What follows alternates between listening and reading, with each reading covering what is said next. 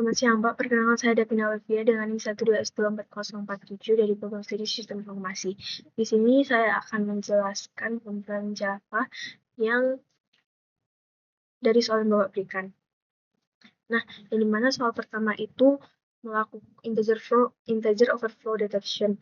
Jadi di sini kami melakukan penjumlahan dua bilangan bulat dengan deteksi overflow tanpa menggunakan long, big integer, atau try-catch untuk mendeteksi overflow. Lalu untuk soal nomor 2, float versus double precision thread. Jadi di sini tuh untuk menganalisis perbedaan presisi antara float dan double saat memproses angka desimal. Terus kami menghitung selisih absolutnya. Lalu untuk soal nomor 3, primitive versus wrapper comparison. Jadi di sini tuh untuk mengamati perilaku objek wrapper integer saat dilakukan modifikasi nilai. Gunanya untuk membedakan antara referensi objek dan nilai aslinya. Lalu untuk soal nomor 4, string immutability and reference. Jadi di sini membuktikan sifat immutabilitas pada objek string dan bagaimana operator manipulasi mempengaruhi alamat memori objek tersebut. Lalu untuk soal nomor 5, parsing and type safety. Ini mana melakukan proses parsing data dari format string ke tipe data primitif dan menjalankan operasi aritmatika sesuai dengan logika kondisi yang diberikan. Jadi di sini ada input output yang akan saya compile nantinya. Dengan ini adalah compile-nya. Sini saya akan masuk ke program Java-nya. Di mana info Java .util dan sebagainya. Lalu di sini saya akan masuk langsung ke soal nomor 1. Yang dimana di sini itu ada UD if lebih besar dari 0 dan A lebih besar integer next underscore value kurang B, lalu ada double pipe.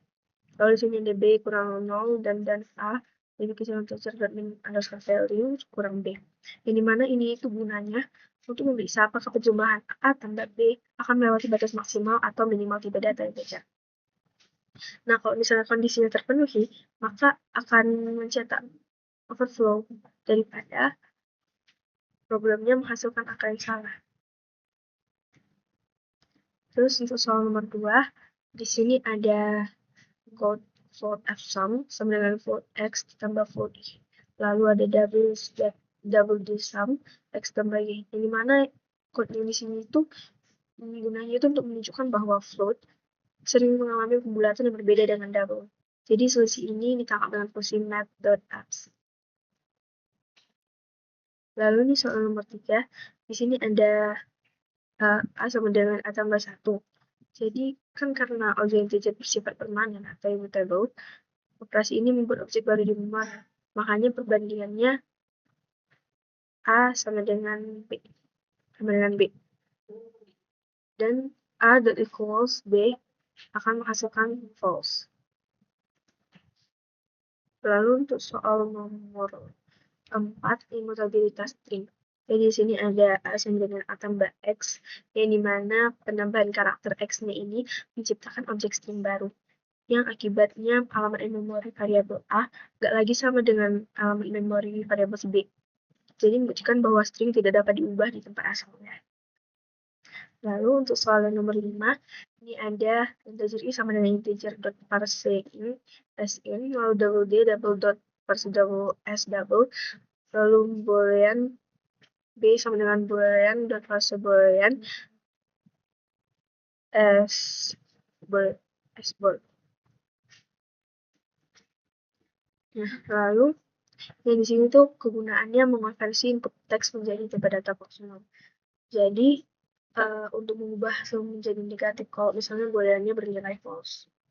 Nah, di sini saya akan mencoba compile dengan inputan yang diberikan pada soal.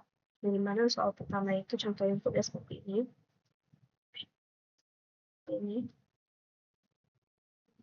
Nanti akan keluar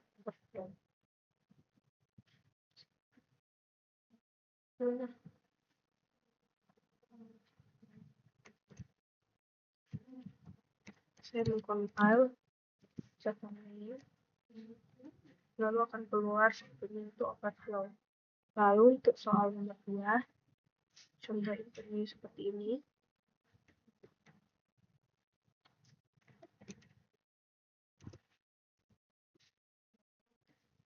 dan outputnya 0,000.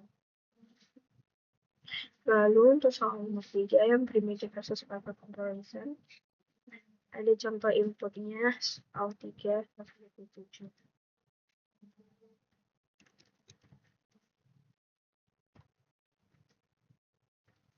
Nah, jadi nanti di sini akan ada outputnya itu seperti ini, sama ya dengan soal yang diberikan. Lalu soal nomor 4, string immutability and difference.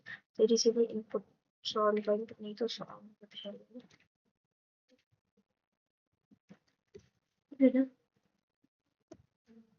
Lalu outputnya itu akan false dan false.